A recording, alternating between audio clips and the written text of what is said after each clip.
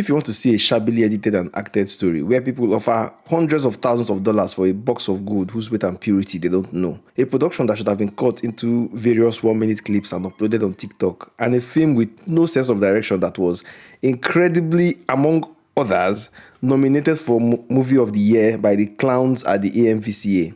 Gingerrr, which is currently showing on Netflix Africa, and Cover is the movie for you.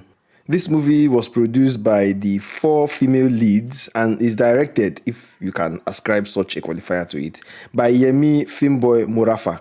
Gingerrr begins with a very confusing prologue, and I'll get to why at the end of this review, about a man who carries a box of gold to an Ifa priest and asks for protection, after which we launch into an unnecessary narration by the main character, Lala, played by the actress and comic Kiki.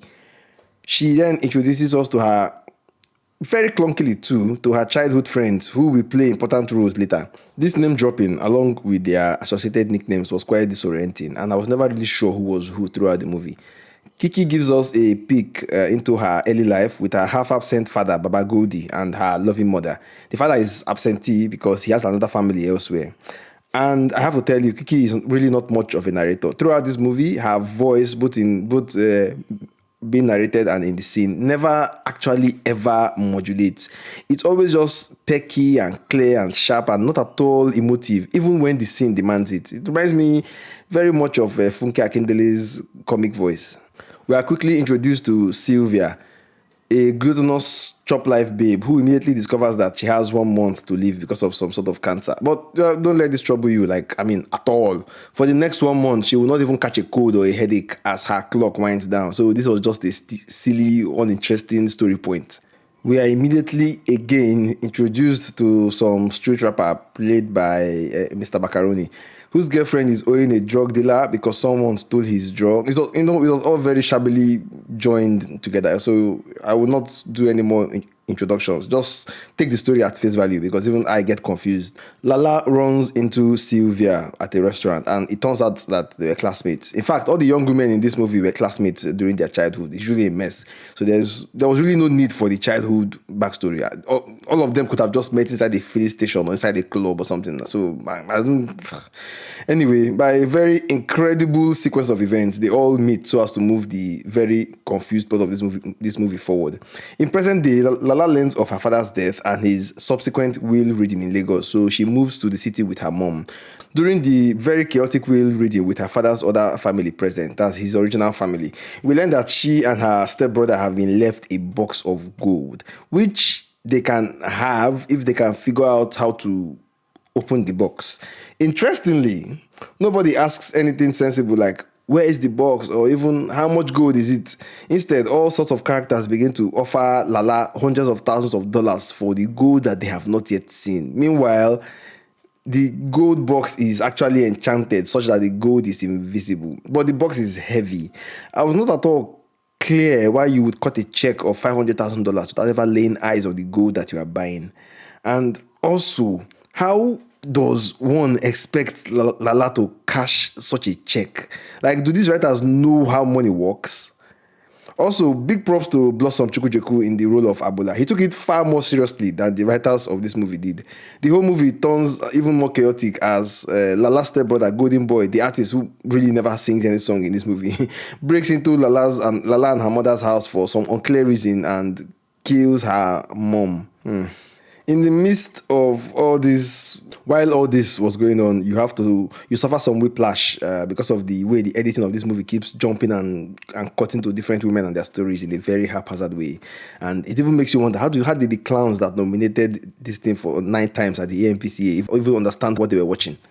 Now, I honestly cannot really explain this movie to you because I would sound like I fell on my head as a baby. So I will just summarize the thing and then come back maybe to specific storylines and filmmaking decisions that did not do it any service. The late Baba Goldie's best friend, Adeshine, who happens to be a drug dealing gang leader in the area, also played by Odunlade, and who together with Baba Goldie's first wife, Remy Black, and Black with a Q, with 2 Qs, not a K, since the writers obviously intended this movie for TikTok, had eyes on the gold itself. Now, this gold was being guarded in the shrine of the Ifa priest.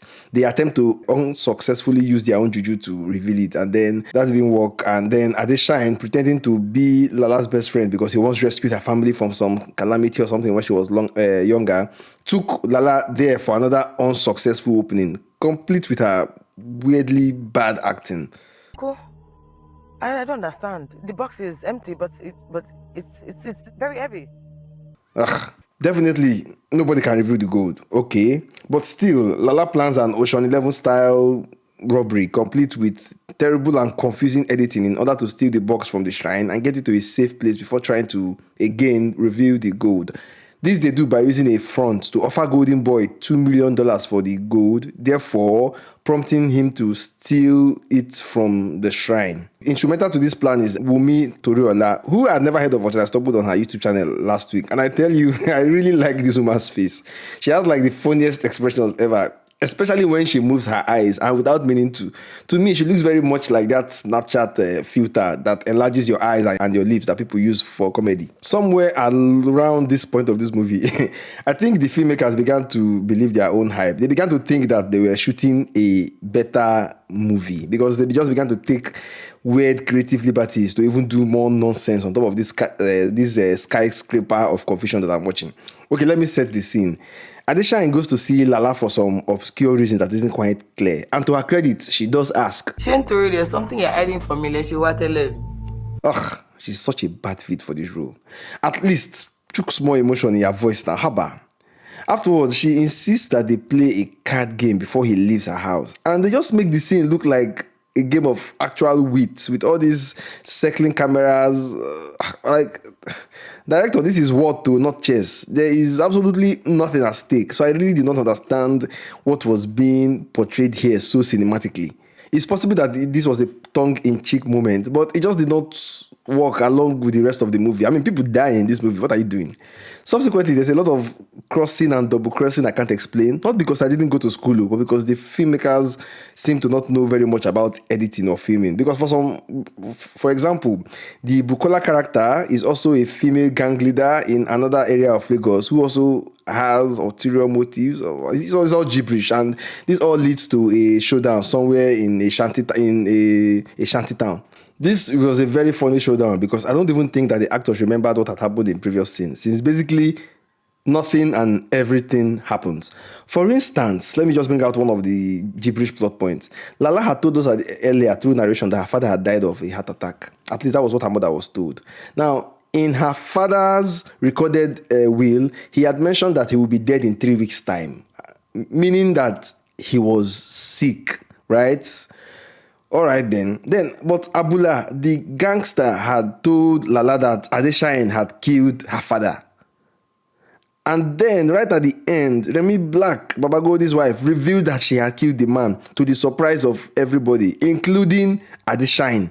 So, you see why I said that explaining this movie will make you sound unintelligent. This is an unnecessary, I don't even understand the complication that is here. So, who now killed the guy? There is also an unnecessary revelation that Golden Boy is Adeshine's child, and this was, valid for all of 2 seconds before Remy Black kills Adeshine. Now, the funny part of this entire movie was, while the fighting is going on outside, the girls gather the box of invisible gold and try to open it. I, honest to God, have no idea where these eggs, bottle of palm oil, a tuber of yam, and a defeathered chicken came from. But, of course, that was apparently what was needed to open the box. Somehow. I don't even know. Maybe by arranging it in different combinations like a safe key and praying or something. Oh my God. Things got so stupid that in order to open the box, she remembered a song that her father used to sing to her about egg, yam, oil, and chicken. And that kind of helped her set it in the right order to reveal the gold. Okay, this is all well and good. Just that the writers forgot one important thing. You see, the father sang that song to her when she was a child. At the beginning of the movie, when he was securing the box of gold with the Ifa priest, and at this point he was old and had not seen the girl for many years, it was the priest that told him that he needed egg, yam, oil, and chicken for something. So the man comes to the priest and says he needs refuge, and then the priest tells him he needed those items. But at no point did the question of unlocking the box come into play. How those same items became needed to open the box is not at all clear, because the man didn't say it to the priest said it to him, but the man had said it to his child when the child was young. So which leads me to believe that this movie had a lot of important scenes edited out, because there's no way people just wrote and shot what I watched without having some sort of brain aneurysm. And so the gold suddenly finally appears, and I'm telling you, that thing does look suspiciously like gold ore, not actual gold. But what do I know? I'm the poor person. The movie draws to a close, and in the prologue, everyone suddenly seems to be, abroad enjoying their wealth or something. I don't know. Much had been said during the movie about using the money to help others, but I saw no signs of that too, except that I missed it in this one remaining minute of movie time. Bisola finally gets some money for her cancer surgery and whatnot, and we all see them doing this video call on their phone, even though the application window has 3 buttons as if this is a desktop, along with a millisecond timer as if, say, a bomb won't explode. They all yap gibberish for a few more seconds, and the movie finally draws to a close. Yeah. Now, oh, by the way, in case you missed it, or you probably did, I reviewed this movie on my IG stories over the last 3 or 4 days while I was watching it. I reviewed it on my IG stories on Twitter, and so you can follow me on Echo Reviews on those platforms if you want to catch me, my real-time reviews, or if you want to recommend more movies for me to review, or also if you just want to have a chat, right? Okay, so what did I think about this movie? Personally, let me talk about the acting. I like Bisola a lot in this movie. Even though I don't understand how someone with just 1 month to live just carries on without even a headache. I liked her French accent role play, and it was the one thing that reminded me that this movie is sort of a comedy. Kiki, on the other hand, fails at basic emotions, even though she's the main character, I think. I also liked Blossom, Chukwujeku's Abula character, and I just knew that he was embarrassed with the quality of the movie that he was being paid to do. The plot and writing is mostly gibberish, but I want to believe that the fault comes from the terrible editing, which removed some important story points and gave more prominence to inanities, like all these weird scene title cards that had no correlation to the story, or that silly card game that wasted so much of our time. All in all, this was a very chaotic movie to watch, and how this got nominated, I think, 9 different categories, will never not blow my mind. Not like I really cared about them before, but this really brings down the value of that VCA award in my eyes, because this is obviously a production that should have been posted on TikTok for secondary school kids to share on WhatsApp. Sorry, I'm not sorry. Please, you people should do better. This was just embarrassing to watch. Finally, why is this movie narrated? I don't get that part exactly, because we are being shown the movie. So why is Kiki Lala talking over it? And then she stopped talking about 30% of the way through. So who was the movie then being narrated to? To me, this is a 1/5. Sorry. All right then. Don't forget to like and subscribe and blah, blah, blah. And I will see you on the next one.